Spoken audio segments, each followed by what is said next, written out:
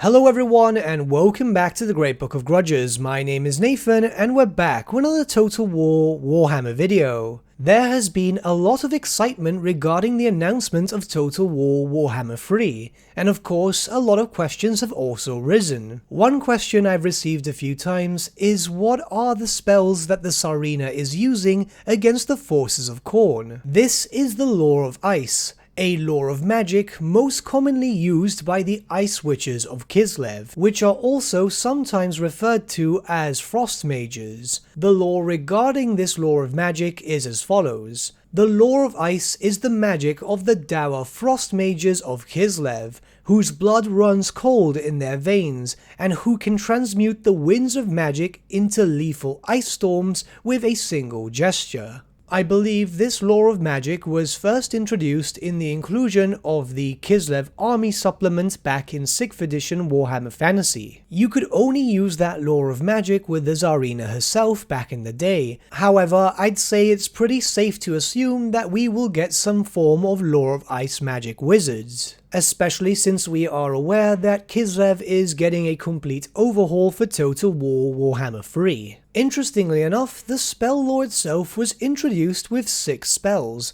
These are Shardstorm, Freezing Blast, Form of the Frost Fiend, Evocation of the Ice Storm, Midwinter's Kiss, and Glacial Barrier. Interestingly enough, the Law of Magic was introduced with 6 spells, and the standard amount of spells for a Law of Magic in Total War Warhammer is generally 6, so that means that it's likely that we'll see all 6 spells introduced. So let's take the time now to discuss what these spells do and how they could be implemented into Total War Warhammer. First is Shardstorm. The caster stretches out her hands and unleashes a torrent of diamond-hard icicles at her foes. Shardstorm is a magic missile with a range of 24 inches. This is simple enough. It's a magic missile spell, and likely to be the first spell that we'll have access to, as all spellcasters, respective of their laws of course, will have a minor spell always unlocked. The next spell is Freezing Blast. This spell can be cast on a water-based terrain feature such as a river, swamp, marsh, or lake. That terrain feature is permanently frozen and treated as open ground from now on.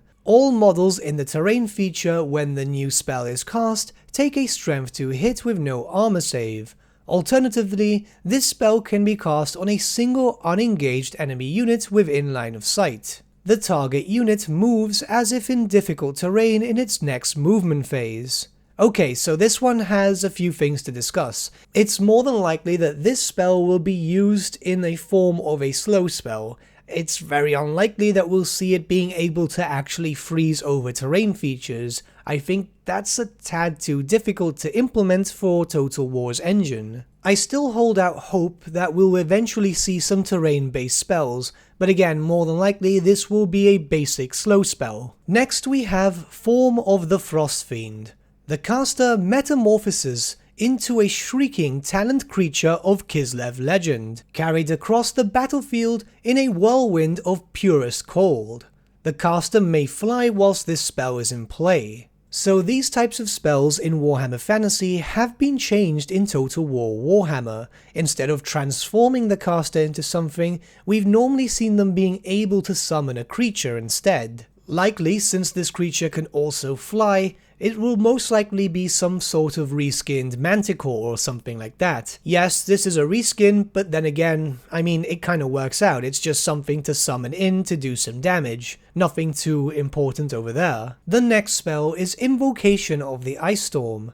Chanting words of power, the wizard summons a harsh blizzard that engulfs enemy marksmen and war machines. The caster nominates a point on the battle, roll an artillery dice, and double the result. This is the distance in inches measured from the nominated point that the ice storm affects. If a misfire is rolled, it affects the entire battlefield. All units caught in the ice storm must pass a leadership test at -2 when they wish to shoot. If this is failed, they are unable to fire. So the spell is treated in 2 ways. Firstly, it's treated as a possible vortex, but only affecting range units. The second way is as a map-wide thing which would affect range units once again. Now, I don't think it would stop people from shooting whatsoever. If it gets implemented as a magical vortex, well then I'm assuming it will just do its damage rather than anything else. However, if it gets implemented as a map-wide spell, then I could see it reducing the accuracy of units map-wide for a certain amount of time. The next spell is Midwinter's Kiss. The caster breathes a great torrent of purest cold into the ranks of the enemy. Those caught in the blast turn to brittle statues of ice within seconds. Place the flame template with the pointed end touching the caster. Any model fully under the template is automatically affected, and any model partially under the template is affected on a roll of a 4+. So this is obviously translated into the form of a breath spell. However, I wouldn't see it just at the base of the caster. Instead, it should be more like the other breath spells and not a breath weapon, or else you'll have to get your caster up close and personal, and nobody really wants to have a caster in the front line of a battle. The last spell is perhaps the most interesting, Glacial Barrier. The wizard spreads her hands wide, causing the air itself to freeze into a wall of ice. This spell may be cast on any point within line of sight. Place a 5" by 1" strip of paper on the battlefield, all of which must be completely within 24 inches of the caster to represent the glacial barrier. This is treated as impassable terrain and blocks line of sight. The glacial barrier can be charged or targeted as if it were an unbreakable enemy model, and it is automatically hit in close combat.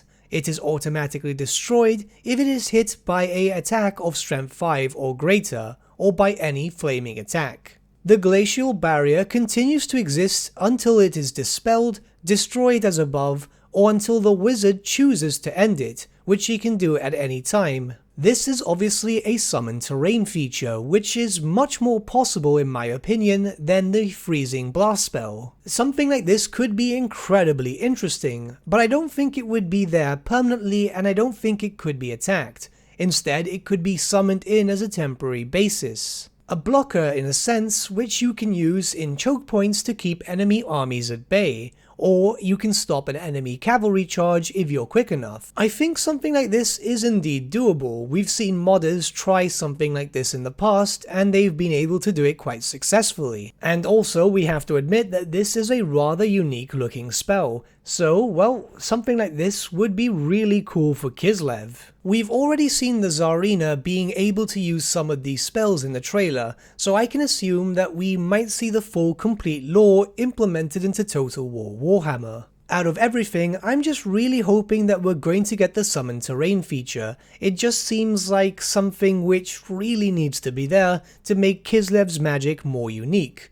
Of course, yes, I am aware that there is a second law of magic which is used in Kislev, and we will cover that in a future date, but I want to more or less just wait for that because I'm assuming that that magic will probably be added in a form of a DLC or so on. However, I will be covering it soon enough, don't you worry about that. But what do you think about the law of magic? How do you think it could be implemented? Let me know your thoughts in the comments below, and let's start a bit of a discussion.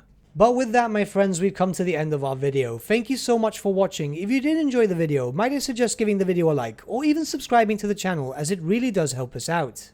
In the description section below are various links to different social media platforms such as Facebook, Instagram, and Discord. Also in the description section is an affiliate link with Element Games where you could buy loads of hobby-based products, not just Warhammer, for 10 to 25% off. Making a purchase using that link and also our special code, which is also in the description, supports the channel at no extra cost to you, which we think is rather cool. A big thank you to our patrons. Your support means the world to us. It's amazing that people want to help a small channel like us grow and get to a higher level of content. A big thank you to Gibraltar LUSC, Ryan Bertsche, Andrew Prince, and Okro for subscribing to us at our Fane level. You guys are super cool. And a big thank you to Edward Yule, VS Vasan, Aaron Whitman, and Shaggy for subscribing to us at our King level. Honestly, we can't thank you all enough. And lastly, a big thank you to all of you for liking, sharing and commenting on these videos. Honestly, it's because of you guys that the channel has been growing at such a great pace lately, so we can't thank you all enough. But with that, my friends, thank you so much for watching once again, and we shall see you all again very, very soon.